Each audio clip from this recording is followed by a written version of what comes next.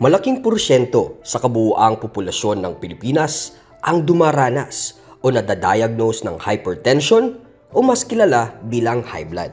Ayon sa mga dalubhasa, ang high blood pressure ay kadalasang nakukuha dahil sa pagtanda, lifestyle factors katulad ng kakulangan sa exercise, paninigarilyo, at ilang social factors kagaya ng stress. Pero paano nga ba natin mapipigilan ang patuloy na pagtaas ng numero ng mga Pilipinong nagkakaroon ng hypertension? Ayon sa Harvard Medical School, ito ang mga tips kung papaano marireduce ang ating blood pressure. Una, mag-exercise. Hindi mo kailangan tumakbo ng mga marathon para makapag-exercise. Pwede kang sumayaw, mag-zumba, stationary bike, o di kaya mag-treadmill. Ang mahalaga, at least 30 minutes per day for 5 days ang consistent exercise routine mo. Pangalawa, limitahan o huwag nang uminom ng alcohol.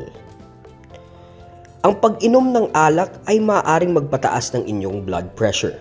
Kung kaya't ina-advise ng Harvard Medical School na limitahan ang intake ng alcohol o di kaya huwag ka nang uminom. Pangatlo, mag-meditate o mag-deep breathing exercises. Ayon sa mga eksperto, ang stress ang isa sa pinakamalaking factor kung bakit nagko-constrict ang ating mga blood vessels na sa kalaunay nagdudulot ng ating pagkakaroon ng mga unhealthy habits na nagiging sanhi ng mga problema sa puso.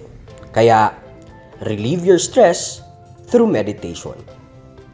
At pang-apat, mag-gym.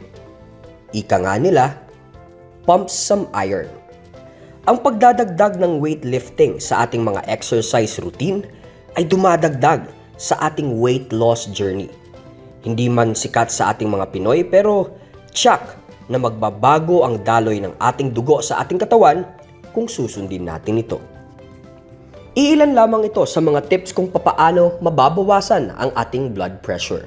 Simpleng-simple, hindi magasto, at kung gagawin natin ng buong puso, ng masaya, at ng may intensyon na mabago ang ating kalagayan, ay tiyak na magtatagumpay tayo. Dahil kasambahay, you can do it!